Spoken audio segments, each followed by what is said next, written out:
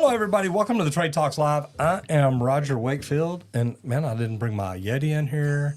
I'm busy trying to pair up my app, and it's not working. So, those of y'all that have been here before, welcome back. Great to have you here. If you're new here, welcome to the show. This is the Trade Talks Live. We talk about all things trades for an hour. And the cool thing is, man, magically, just stuff can appear. So, thank you, Colton. That's my magician. But if it's your first time here, man, come check it out. We get to have fun. We do this every day at 11 o'clock Eastern time. There you go. That way, everybody on their lunchtime can watch this. We try to teach people that if you'll get up and learn more about your trade each and every day, within a year, you'll be in the top 5% of your industry. So that's why we talk about the things that we do to try to help bring you value, knowledge, and help you grow. So as you can tell, it ain't just me. Good morning, everybody. Henry Wakefield here, a.k.a. Squirt, Randy, and a bunch of other things you probably hear this guy call me. Some of them you won't. But, hey, I'm glad to be here. Happy Cinco de Mayo, everybody.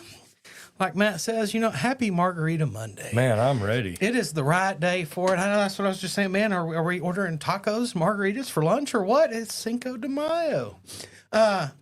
But also, everybody, it is the start of Safety Week 2025. Isn't it funny that Safety Week starts off with Cinco de Mayo? hey, Margarita Monday. I mean, I'm gonna throw that out there because that's the thought that went through my mind. Hey, after a full day of safety, you're probably gonna need a margarita to get rid of it. Or a couple. That's okay. Or a couple. That's it. Even a couple. And we do want to thank League Pro for sponsoring today's episode of the Trade Talks. They let us come in here, hang out, and talk trades for an hour each and every day, Monday through Friday. And League Pro does manufacture the most precise leak detection system for professional plumbers. Got a couple different devices that we build. I build the probe, which is for that meter to the home service. It's real durable for probing in and out of the ground. But then also that sidekick for when you go inside of a home and you're actually listening through slabs to locate leaks. So definitely check out the complete kit. You can check that out online at www.leak-pro.com. Gonna have a new site for that here pretty soon too. Ooh, Which is going to be fun. But also, I do a 2-day in-person training. If you don't know anything about leak detection or you really do want to add this to your list of services for your business, give me a call at 1-8888-LEAK-PRO. Because not just do we teach you how to use the equipment and how to do the job, but also how to market your business for becoming a specialist in leak detection. You got to love it. Okay, I'm going to give you just a second. I'll be right back. You're good. I'll turn the air down. Awesome. Thank you. I figured you'd like it. I will love it. I didn't think you'd complain. But guys, Construction Safety Week 2025 kicks off across North America. And this year's theme is value every voice. And this is big. This is something that I learned in the trades growing up. As an apprentice, we had stop work authority. And is what that meant is if at any time you truly felt something was unsafe going on, even as the green apprentice that doesn't know any better, you could go, hey, stop, hold on, wait. Isn't this unsafe? Or at least address the question and let the guys explain to you, no, it would be, but here's the precautions we're doing. Here's the different things. Listen to everybody though. And that's the major thing here is value every voice, guys. And this is focused on open communication and preventing injuries throughout engagement. And man, looky there. Got a screen up there. It's kind of nice, ain't it? Must be back to work. If I get stuff to work in, we'll be doing amazing. It makes me feel better to know that I've contributed. That's it. But yes, value every voice because honestly, every voice on the job does matter, guys. How do you do that? How do you do that? Mm-hmm. How do you value every voice? So I was just talking about as an apprentice coming up, I had stop work authority. You if bet. anything felt unsafe, I could go, hey, stop, explain. And that's what I was just telling you is, look, being able to have that, to be able to stop work that way is nice. But some of the top causes of injuries in the trades still include falls, struck by Slips, trips, and falls are always the biggest. Slips, trips, and falls. Always number one. struck by, caught in or caught betweens, and electrocutions. Those are your major contributors. I'm going to try to do some research, and I don't remember. It'll be hard for me to find. But I heard a lady speak one time about the safety of electricians and electricity and things. And she goes through her story, and you're listening to it. It's like, wow, she's taking this personal, and she's serious about this and all kinds of things. And then when she gets to the end, she tells you this is her husband that died. Yep. And now she's raising her kids by herself. And her husband was an electrician, and he went out and he worked. And the light sensor came on. Yep. And turned the power on. And he tested everything. It's good. Test it. It's great. There is no power. Got in there and started working. And the night sensor kicks on, and all of a sudden he's dead. I've heard that lady's talk. Oh my God. And yes, like at first you're just like, holy crap. Wow, she knows a lot about. Oh crap. Yeah, that story turns quick. That's why she knows every detail about this. But she's trying to get it out there so that others don't have the same thing happen. She'd be a good person to interview for our podcast. She would. That would be a good Because I one. think she's local. I think, if I'm not mistaken, I think she was a local person. Yeah. Yeah. But the Association of General Contractors of America is promoting Toolbox Talks. Now, they put these out all the time, and these are great things because these help you with your morning huddles. But they also do safety stand downs and PPE checks all week. Guys, if you're walking through all week long, it's funny. I was standing talking to a plumber. We were at an event, and he's a plumber from Philadelphia. And we were at an event, I must say it's 4 months ago, 3 months ago, something like that. And we're at an event where there's people driving around forklifts that they're setting up for a deal that they're doing. And we're pointing out, it's like, these people don't have on safety glasses. This person on the forklift doesn't even have a seatbelt on. And you start pointing, and it's all these things. And he's like, oh my God, I thought I was the only one seeing this. It's like, no. But the real tip is use this week to audit your own crew's safety behavior and ask what they aren't saying out loud.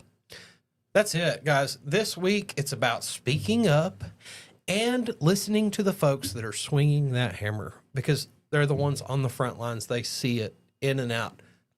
Listen to some of the things that they don't talk about out loud. Like I remember whenever we'd have a safety meeting, the boss has to say this, but then you're like, okay, guys, in layman's terms, here's what that means. And sometimes you need that to define because some people just don't understand what's being said the way that they're being told because there's a specific language for all of it. So learn how to read through some of that. I still don't think it's a coincidence Safety Week is starting out with Cinco de Mayo. It's not. Which it's really Cinco de Drinko. Is that it? Cinco de Drinko. I'm just going to throw it out there. What did y'all put in his cup this morning, guys? Well, hey, I took care of my own cup. You notice I keep the lid closed on it because, I'm just What'd that saying. magician bring in here? Hey. I'm just saying. You got to pay them enough to do what needs to be done. That's it. That's right. All right, let's roll over into the bottom line. Hey, This is a good one. overhead Hey, as an estimator, this is something you have to be aware of. all the time. You have to constantly be checking, hey, is our overhead still right? And it has to be a question that you ask because overhead creep is real.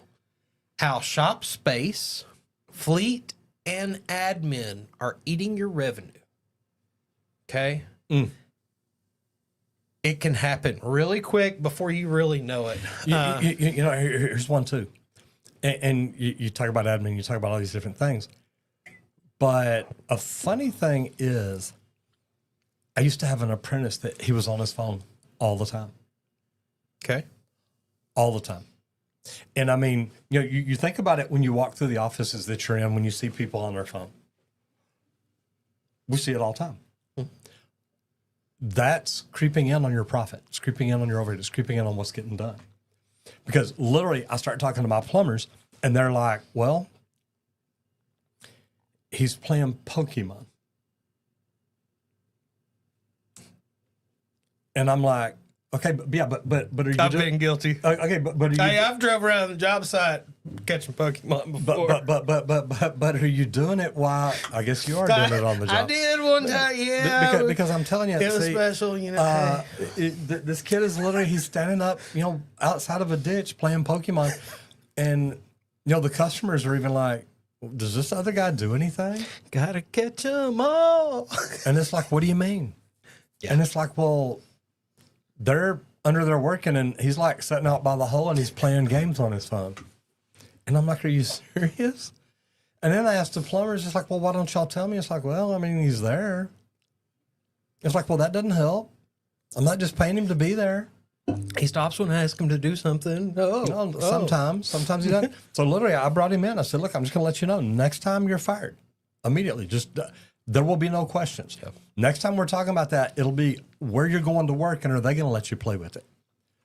But are you growing your business, or are you just growing your expenses?" Yeah, and that's huge. You getting a new office, fleet of wrapped vans, New help in the office. new help in the office. That's great. Till it's not, guys. Many small contractors out there don't realize the non-billable overhead can silently top 30 to 40%. Way too much. Okay. 30 to 40%, that's way too much overhead. Your structure is not right. But it can quickly, you started at 20, you start at 20, before you know it, it can sneak up to 30 or 40 if you're not watching it. And you say 20, to be honest, and look, I know my numbers. I do. I know my numbers, especially when it comes to a plumbing, electrical, HVAC, roofing. That's why I coach this stuff. I know the numbers. And if you look at 20% field labor, 10% office labor, there's 30%, okay? 17% materials, there's 47%. 10% marketing, there's 57%. Guys, that only leaves 43%, and 20% of that should be profit. So 23% should be overhead. So when you let your overhead creep up to 30 or 40%, it ain't good. I mean, it's not good. You're never going to make the profit margins you're trying to make if you don't have your overhead under control. That 30 to 40% will freaking kill you. Yep. Quick. So how do you fix it? How do you help it? Good way, run a quick audit. If work stopped today, how many weeks of overhead could you float? If it's under 2, you are 2 top heavy. Wow. Okay. So 2 weeks. So look at your annual budget. Divide it by 52. Multiply that by your percentage, because you want to pull out 43%. Really, you want to pull out 23%. And say, do we have this much money in the bank that if it just sat there, we wouldn't have to worry about it? That's your overhead. That's just lights, rent, stuff like that. Because I pulled the field office labor out, the field and office labor out. Yep. Just things to keep the main building running, that operational. And this is a good thing, because anytime you look at taking on something new, anytime you look at the things that you're doing to invest in your growth, it should add revenue, not just receipts. Yeah. And you've got to keep an eye on the expenses. As you grow, more will come. But you've got to make sure that revenue is still on the rise and it's not taking a hit because, we added on 2 more vans or 2 whatevers, 2 more techs. But if you don't have 2 more plumbers and 2 more apprentices and 2 more full vans worth of tools and materials, everything ready to go, It's going to cost you. You're losing the game. That's it. I remember one of my mentors, Robert Melko, out of Chicago, literally said it cost me $100,000 to get a new van going. It's $50,000 for the van. It's another $40,000 in tools and equipment setting it up, and another $10,000 just to train the plumber, the onboarding to get him in a position ready to go. And to be honest, the onboarding is probably even more than that. I want to jump into the comments real quick. Happy Cinco de Drinko. See, you put that in there. Oh, you said Cinco de Mayo, didn't you? I did. That's okay. Happy Incognito, Cinco de Mayo. You know? And Mr. Miyagi of Plumbing and Squirt, what is up, brothers? Just landed in Salt Lake City. I will have to say you're right. I've never seen the Vegas airport this bad before. Gotta run and get the car. Brother, I'll tell you what I hate about the Vegas airport. You walk upstairs and you go through clear, and I'm clear and TSA pre-check and all that. Now, every other airport, you've got a special line that when you come out, you're right there by the terminal where you go through security, right where the agent is checking your stuff. Well, here they're like, okay, go through that crowd. And basically, there's a crowd that's supposed to be divided into two lanes. Well, they all spread out. And then when you go through, you're like, excuse me. They're like, I ain't moving. Me, I'm like, bitch, get out of my way. Okay, I'm sorry, but I'm TSA pre-check and clear. This lane is for me, and you're standing in it. Yep. And they don't like it, but I'm like, I get vocal about it because the airport's not doing their job. And then when I get up front, it's even crazier. So I'm just sorry, y'all. Happy Safety Monday to me. Happy Margarita Monday. Love you. Bye. Be good, brother. Have a great day, brother. Go League Pro. And Nicola Nikolic says, good luck with the live. Thank you very much. All right, let's move into safety because what happens about toolbox talk burnout? Dude, like, is your crew even listening? Because when they get burnt out, if it's the same old thing every single day, they are gonna tune you out. They're gonna go through the motions. Oh yeah, we stretch. Yeah, I'm doing my stretching. They're half-assing the whole thing. They're barely actually stretching. So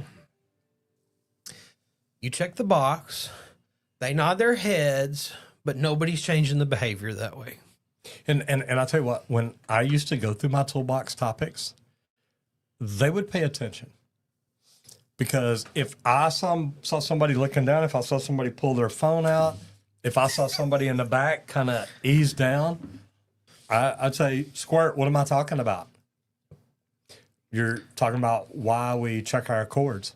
Okay. What was the last thing that I said? Make sure you take your gloves off whenever you check it with your hands. Make sure you unplug it at the other end and start from there.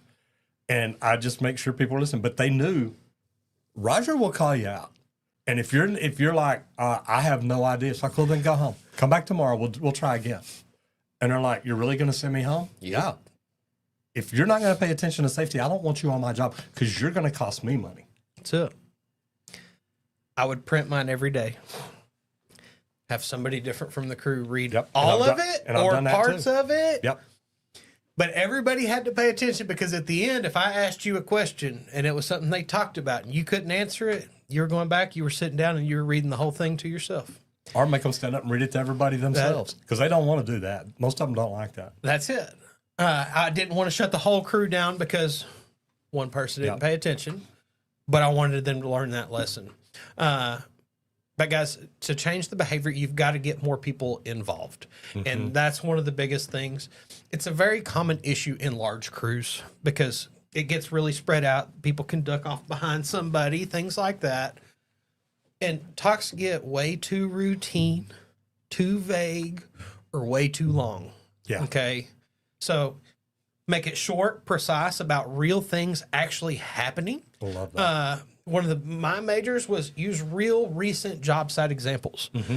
Our company, any incidents that happened that were recorded or even the non-recordables came out Monday mornings. Every Monday morning was every safety issue throughout the whole company we discussed that Monday morning to learn from everybody else's mistakes. And guess what? Occasionally, your job ends up being one of those examples also because something happened. Learn from these mistakes. Keep it under 5 minutes if you can.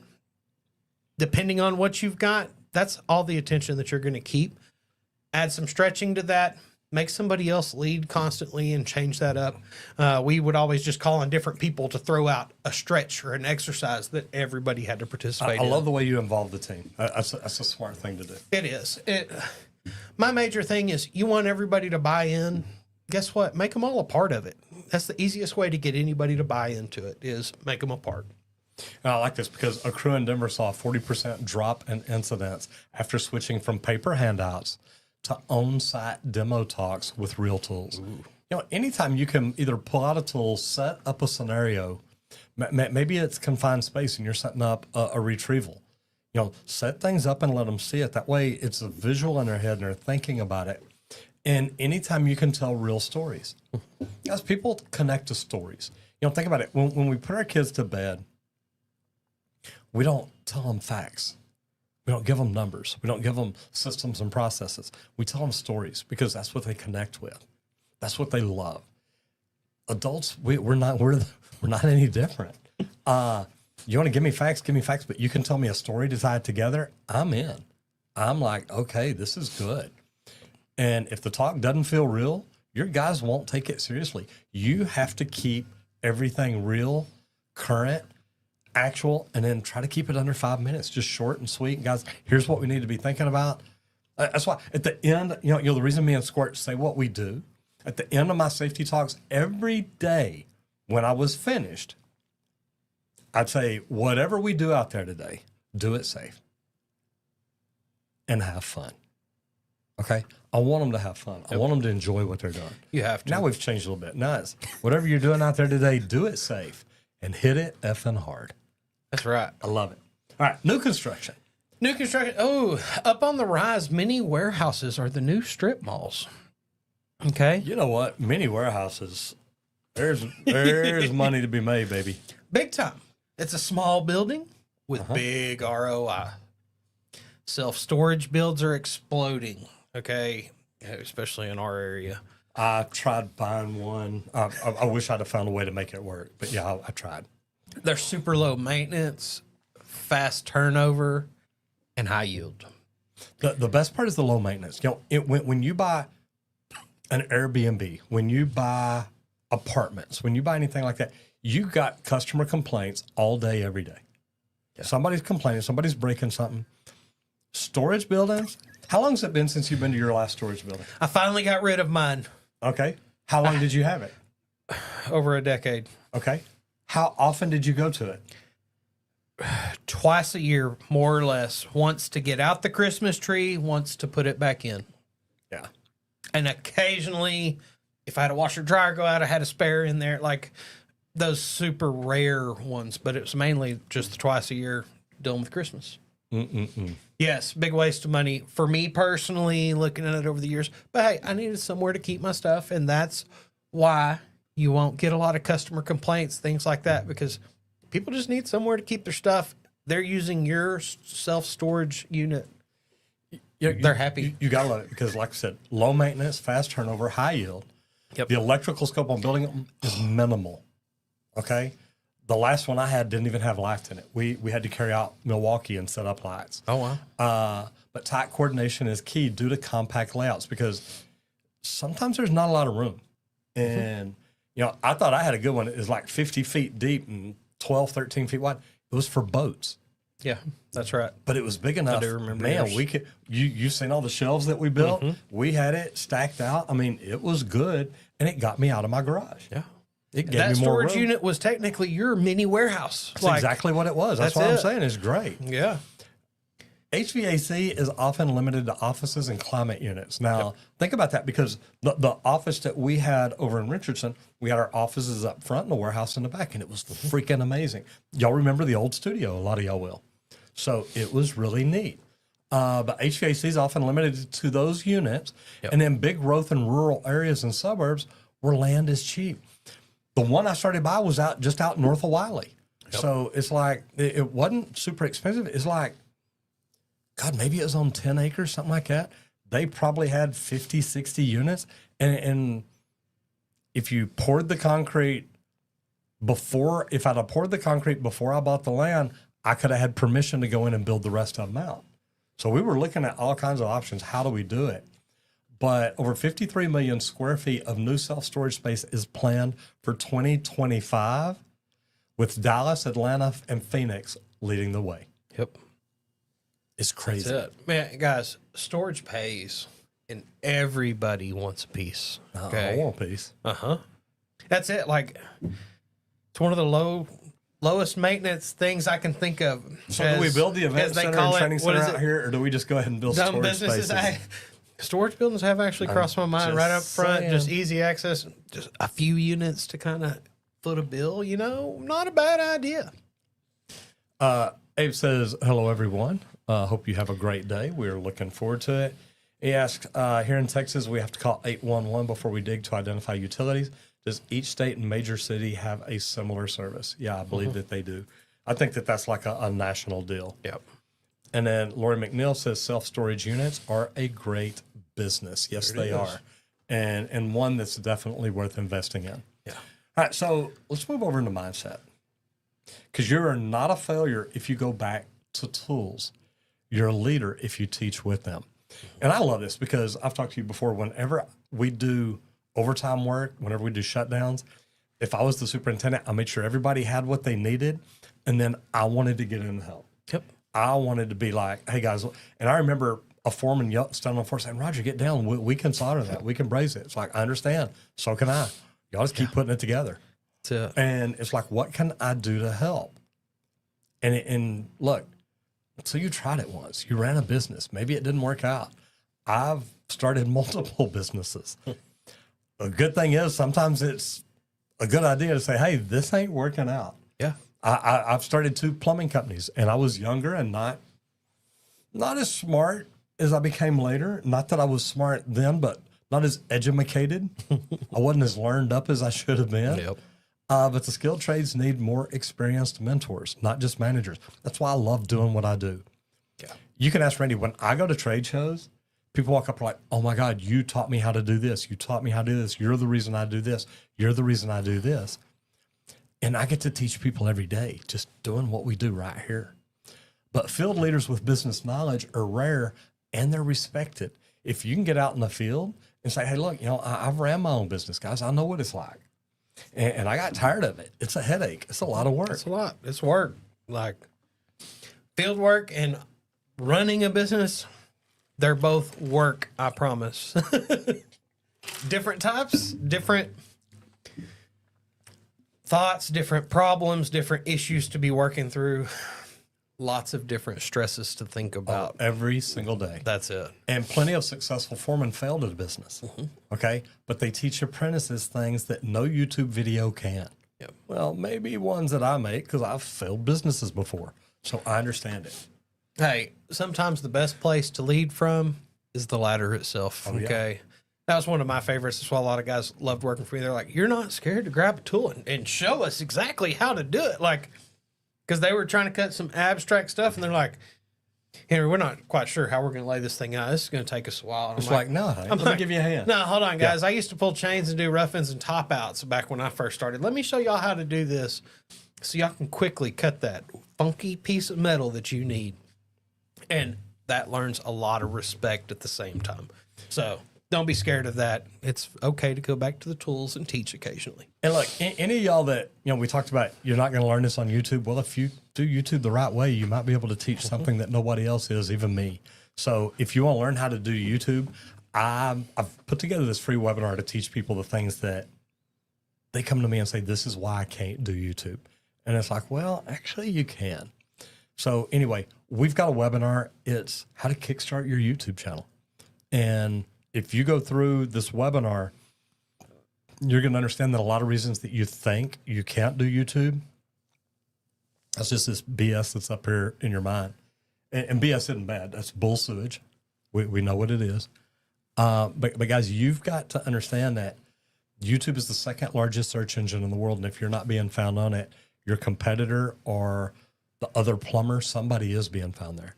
So if you want to learn more about it, go to www.justaskroger.com. Just met Roger. Just met Roger. I don't know why I do that. .com. I do that every now and then. I do it on Mondays. Yeah. Don't go to just ask. Go to just met Roger. We don't want to ask him. I know. No, don't ask do me that. because I might No. tell you. Go to Just Met Roger, There you though. go. Hey, you can get a YouTube channel kick-started. Absolutely. But also, we do want to thank League Pro for sponsoring today's episode of the Trade Talks. They build the most precise leak detection equipment for professional plumbers. And we've got a couple different devices. I've got the Probe T-handle style. It's made out of a solid block of aluminum. This thing is durable. That's for your meter to the home service, that underground. It's got a stainless steel rod, so it's not going to bend if you bump it into any rocks or anything that you can't see. So check out the equipment. Also, I've got the Sidekick. That's this pistol grip style here. Aluminum rod. Oh, I love that aluminum rod because it's a less dense metal. That's what kind of eliminates that layer of concrete whenever you go indoors or you're even listening through the driveways or the sidewalks. So I definitely suggest that. You can check out the complete kit. It comes with both pieces of equipment, and that's at www.leak-pro.com. But also, I do a 2-day in-person training here just outside of Dallas, Texas. I've got a slab out here. I'll teach you how to locate all the lines, go through. I've got 11 leaks under that slab to train you on, one outside of the slab itself so that you know what that sounds like also. Then I've got a couple sewer systems set up. I've got a cast iron and a PVC system where I teach you to go to that double clean out outside of a home and determine exactly where a sewer line is leaking when you can't just see it on a camera. But also, you can sit down with this guy and he'll teach you how to market your business and add leak detection as a service that you are known for in your local space. Give me a call. Let's talk about training at 1-8888-LEAK-PRO. And then once again, if you want, just check out the website, www.leak-pro.com. Good stuff. I'm telling you, look, once I found out about Leak Pro, I had tried multiple different systems, and I'm like, this is the one right here. Guys, it's phenomenal. So let's talk about all trades, because which trade causes the most callbacks? And field data reveals the answer. According to BuildZoom's 2024 survey of 4,000 residential products, electrical work has had the highest percentage of post-inspection corrections. So they get called back for post-inspection corrections, and they get called back to clean up the freaking mess. No, they don't call it. They don't call electricians for that. They don't? No, they call laborers. Well, Those are subbed out by the electricians. next was plumbing at 18%, and then HVAC at 15%, drywall at 12%. But the most common issues, missed grounding, undersized breakers, missed slope on drain lines. Guys, do you have a level in your pocket? And if you don't, are you good enough to look at something and say, "Daggum, that's got some fall"? I'm just going to throw that out there. Oh, their torpedo level disappeared on that job. That's what it was. And this is something I like, because something that you can do to get good at this is to build a callback checklist. Now, Randy used to build a punch list checklist. Yep. If you ever work on punch lists, keep them. Put them in a file. Create an electronic file of them. And every time you get a new punch list, go in and add to it. Now you've got something to give people. Guys, this is a punch list checklist. This is the stuff we get called for every freaking punch list. This is what they're looking for, guys. And you build that into your crew's final walkthrough. That way when they're walking through, they're like, hey, wasn't there something on that punch list checklist about caulking the urinals and these aren't caulked? Maybe we ought to caulk them. Yep. You can catch issues before the inspector does. Guys, it saves you red tags. It saves you time on your calendar, on the schedule. These things can cost you money. And it's not about blame. It's about billing fewer warranty hours. Because me and Randy have talked about it.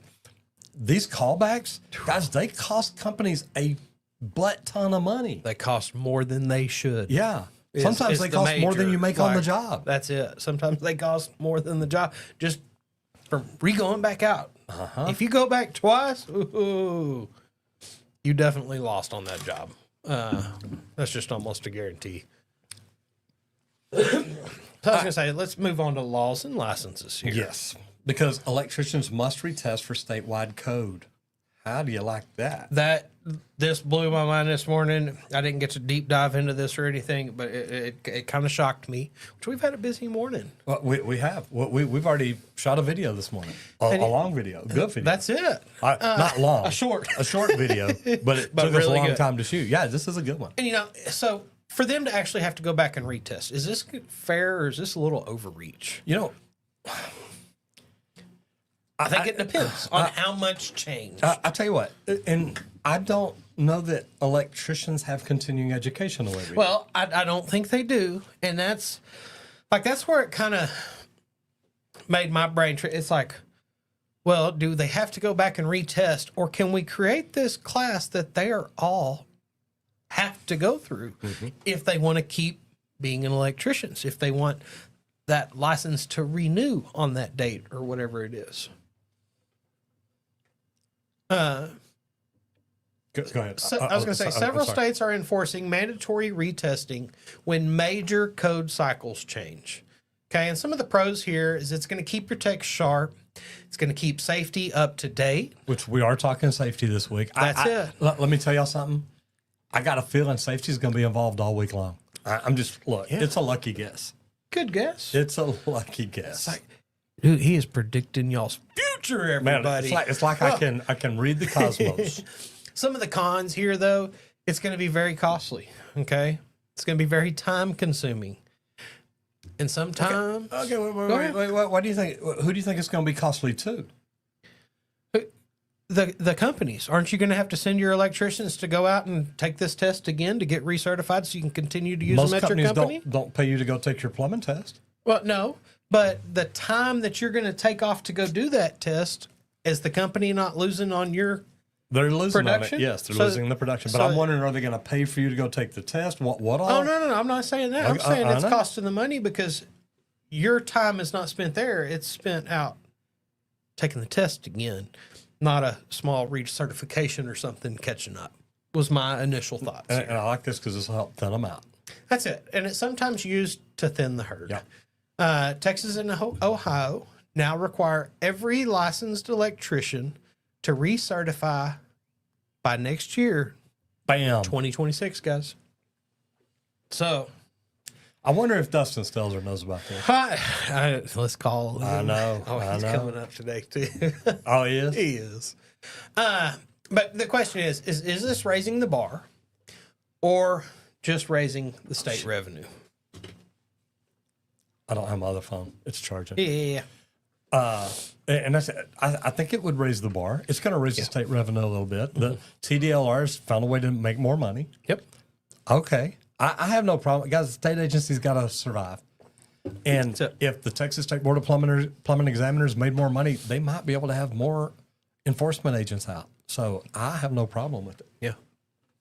I like that. Man, we've got our deal set up where if I have my phone down here instead up there, I could plug it in and call Dustin and we could talk to Dustin live. Yeah, oh, there you go. See, I almost want to grab my phone, but I'm gonna wait a little So bit. we're gonna have to test that. I'm gonna wait a little verify bit. We're for going sure. to. Like, We're going to.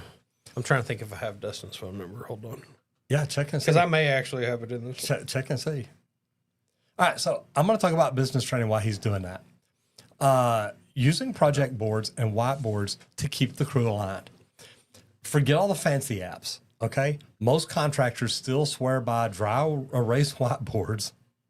Some Hey, social media marketing companies do too.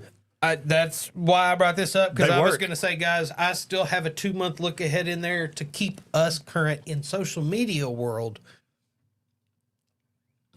I don't think our office would fully stay functional and on schedule the way we do without that major board in there to constantly see. And I love it because it's something we see every day. That's it. It's there. It's in our major room. Everybody's walking through that major room. This main core of the team of the marketing group. It's all in there. And it's all color coded, right? It It used is to be. all color coded. Okay. Like we quit. We used to kind of shift the colors. Now it's like, no, orange. This is our YouTube videos going out. This is podcast. This is this. This is this. This is Roger out of the office. Everything has its own color. Color coded tasks Sometimes I come in, the door's locked, and they won't open it. are so easy.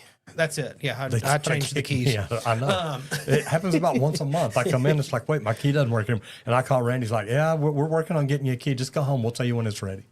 We'll let you know. It's like, wait, aren't you inside? I'm sorry your code doesn't work anymore. Yeah, this is crazy.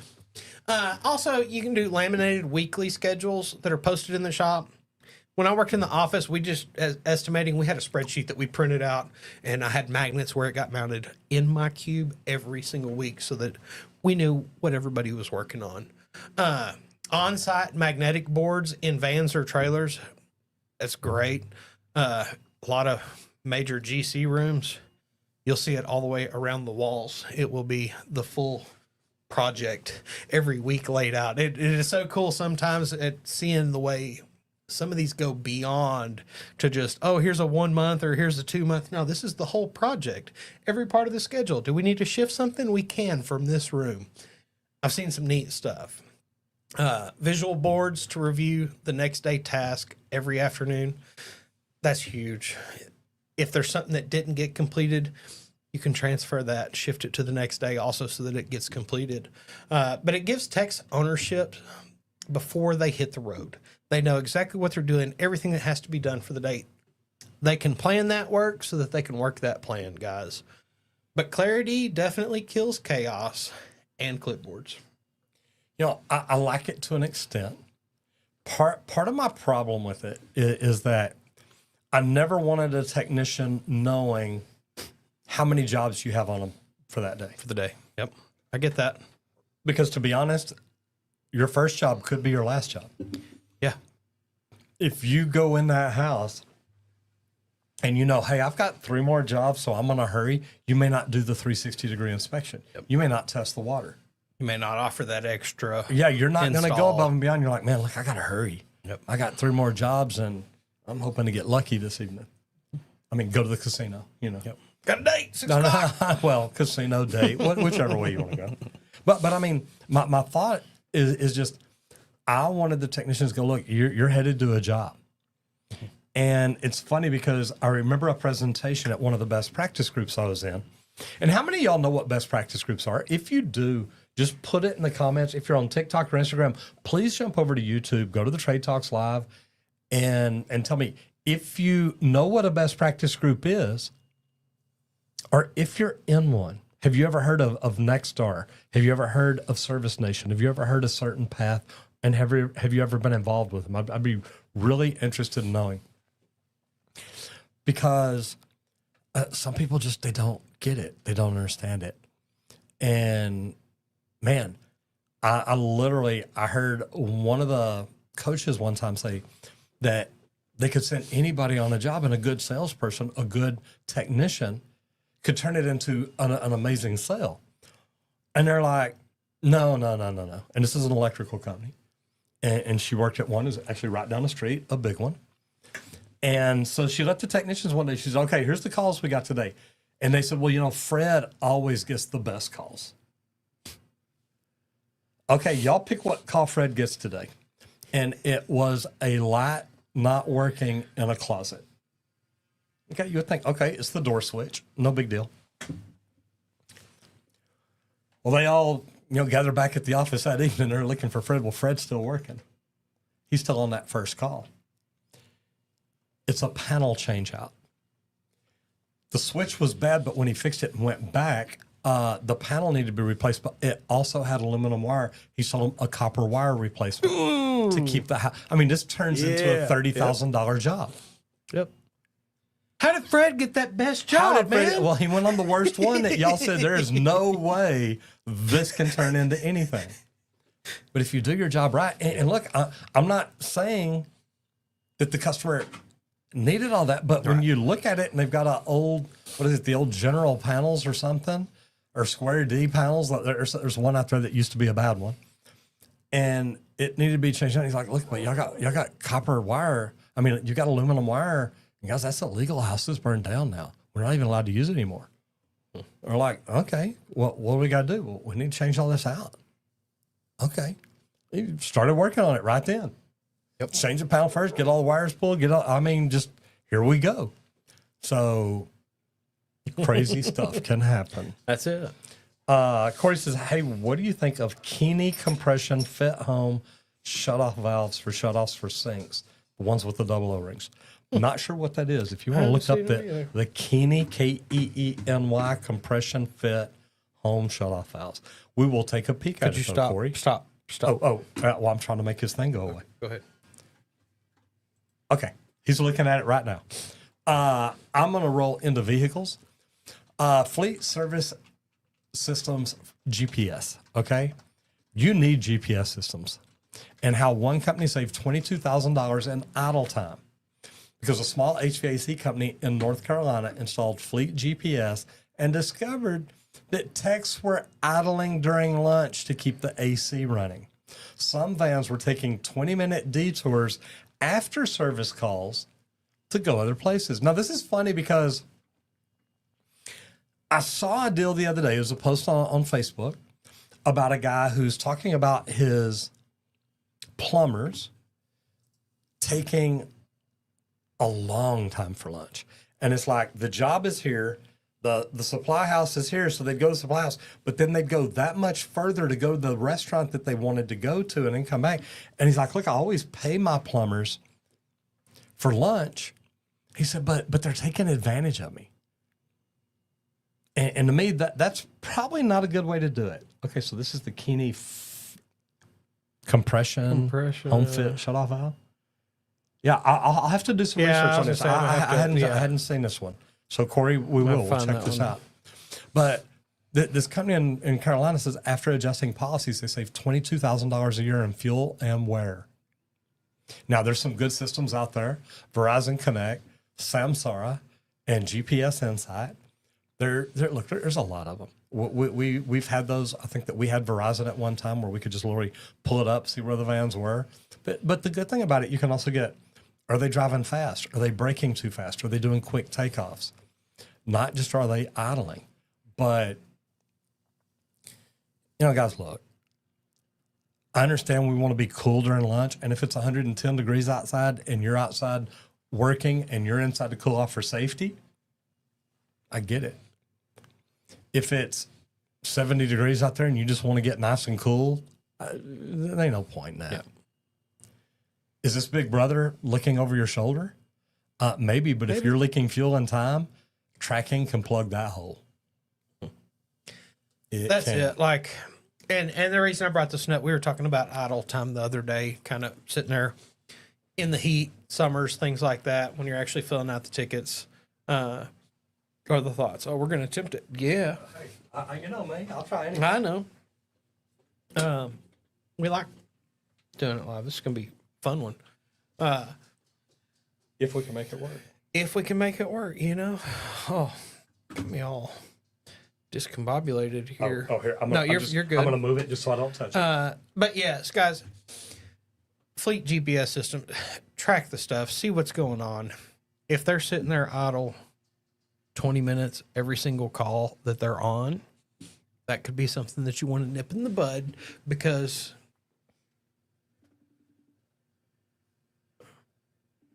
it's 6.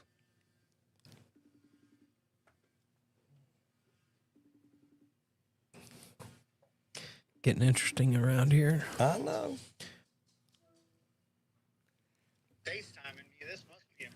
Well, actually, I've got you on my live stream right now, brother. How are you doing? Oh, come on. You can't give a guy a warning? Well, this is your warning. I told you before you said anything.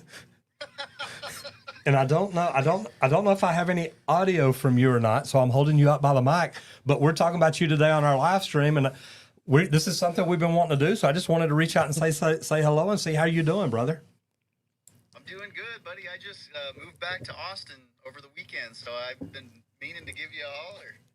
Okay, so I'm going to ask you about something. Do you know that electricians are going to have to recertify their code by 2026? Retest? Yeah, they're going to have to retest for code. What are you talking about? Man, I'll have Randy send it to you, but we pulled up some information for our live stream today, and I thought about you when it came up because it said Ohio and Texas are going to make electricians retest their code. So I guess you're going to have to retest for your license. Oh, come on. I call BS on that. No way. Well, we're going to do some work and find out. But we're on our live stream today telling everybody about how good your channel is and why they should come check it out. Oh, it's because I'm an electrician. That's why. Now, hey, what is wrong with your hands? The reason that brooms won't fit your hands? What is it about the electricians not cleaning thing? I hear people say that. I don't know. Just electricians that I've met have never cleaned up after themselves. All right. I hear you're not arguing with it. Love it. Nope. All right, brother. We're going to go back in here and pull up some of your videos, but I just wanted to reach out and say hello. Good to see you. Good to see you as well, buddy. All right, brother. Talk to you later. Bye. Okay, so it's nice being able to reach out to people like that. He's great at what he does. We love it. Randy, why did you pick his channel? What is it you like about Dustin? Man, Because I don't like much. I know you don't. Honestly, now, I mean, I get along with the electricians out there in the world whenever I'm working, but I build a lot of mechanical rooms, so they work in my space a lot, so I have to get along with them, kind of. Just for 1 minute. Go ahead. Yes, you can pull up what we want. I want to go to right here. But honestly, he puts out content like you do, but for electricians. He puts it out to people that are just learning about electrical, to seasoned pros that know the ins and outs, that are learning some different techniques and tips from him on the modern things, the things that are changing, things like that. He also likes to help teach business side of things, not just the installs and the field side. And that's something that I kind of like to learn more about. And I've noticed that more coming out of the field than anything. And that's what actually got me out of the field from the first start, is I was curious what it took to actually get a job, to estimate a job and land those big jobs that we worked on. And we're actually pulling up his site today, not just his YouTube channel, because I love this because he's got a great learning system. If you want to learn, these are probably sponsors up here, and he helps train electricians. And like I said, he just moved back to Austin. He's been up in Boston for a while. He was doing a bunch of video work up there and doing things. He's got online continuing education here. He's got practice exams. And if you own a business, he's got a whole nother set of coaching for this. So I love this. I love what he does. And then we're going to go ahead and see if it'll let me pull up you probably his, have to switch what we're sharing. Yeah. So I'm also going to, and let me, So click, stop will be fun. stop that one here. And then I'm going to do this one right here. And we're going to show you his. Only 50 things we got to click. I know, but we're there. So we've got a lot of good stuff here. I love his channel. Here's one thing we go look at. Let's go look at more. 110 million views. Yep. So he's doing really, really good there. He's got 813,000 subs, which is amazing. He's kicking my tail. I know, but I'm kicking him his own views, so we're doing good. Yeah. And then here's one thing Randy likes doing. Go look at his most popular videos. Always curious to this for any socials. It's one of the first things I like to do. How to wire for and install a switch. And see, this is good because guys, look, even a plumber like me can understand this. And then you look at his latest, burying deep wires, how deep, service calls, all kinds of great stuff right here. And then go look at his oldest. That's a fun one. I was Now, going to say. this is back when I met Dustin because, God, this is 7 years ago. I probably met Dustin 5 years ago. No, probably 6 years ago because it was right after I started my YouTube channel. Okay. And I'm going down watching him, and man, he had no tools that he was using like vidIQ or TubeBuddy or anything. But man, the dude was still doing good work, and I liked seeing what he did. So it was just really, really cool. But you look at this, you look at his thumbnails and stuff now, it's all pretty good. But then when you go into the latest, look how it's all changed a lot. He's doing great things. So anyway, look, he's a friend of mine. I think he's an amazing person. What was it, or what is it that you really like about Dustin? That just the broad spectrum, just like we do on your plumbing channel. We talk to that new entry person, kind of teaching them the basics. Here's the fundamentals of it, all the way up to that, hey, here's learning the business aspects of it and that side of the world. Here's some tips and tricks if you're going to start a business. Hey, don't forget about these things, because as field people, we don't know a lot of business. And I was included there. I'm starting to learn more and more of it, which is a great thing. And it's something that we should all know about. And like, that's why a lot of times on here, I'm trying to say, look, like, let's teach the apprentices how to run the company too. Not just, hey, here's how you install everything. Think about some of these other parts too, like it's your business. You buy into it, be a part of it, because we want to build the best businesses that we can in construction, because we're not just construction trash. We are people that do great, tremendous things, and that's what I love. Oh, there are people tell you, yes, we are. Oh, I know, and that's fine. Hey, let them keep thinking And you it. keep talking for a second. 'Cause I'm going to try to figure out. I'm going to try to do something else. Uh-oh. I know. It's a Gosh, scary there's thought. just no let's, I know. Here, we'll stop this screen share. I forgot. Oh, I thought I did. Okay, my bad. You can do it right there. See, I'm just trying to find my mouse. You got that easy part. I was And I just trying wasn't to find touching it it. at the time. I wasn't touching it. But honestly, guys, Dustin Stelzner, he's great. Great one out there. We got Abe over here. I thought I had a Bluetooth input. Bluetooth? To hook my Bluetooth. Well, yeah, it'd be number 5. There's your there it is. Bluetooth, There but it you is. got to have it tied in and everything. That's what I'm trying to do. Okay. I don't know which one it is. One, two. That's okay. Hold on. Let me go on my system to see if I can tie it in through here. What do you call an electrician who actually cleans up?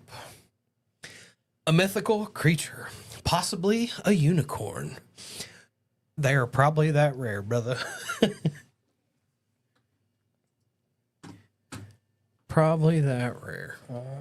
So But yeah, if you're interested in becoming an electrician, I'm not quite sure why. But hey, if you want to learn some of that Shock U stuff, definitely check out Electrician U on any of the socials because he's across everything nowadays. I was wondering if the sound worked on that last.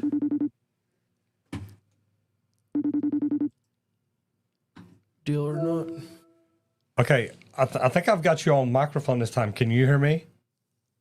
I can hear you just fine. Okay, I can't hear you, but you're coming through, so you're good. So we had a comment come up says, "What do you call an electrician who actually cleans up?" Do you have any idea? Dustin Stelzer. Okay, wait, hold on. Yeah, I was gonna say you got it. They should be hanging there. Okay, so try it again. Me, I'm an electrician. That Okay, cleans I can't up. hear you, but hey, the answer is it's a mythical creature, possibly a unicorn. Shut up. All right, so my people You got can hear nothing you. I better to can't hear do you, than- brother. Hey, it's great to see you again. Thank you so much. All right. Bye, Bye. man.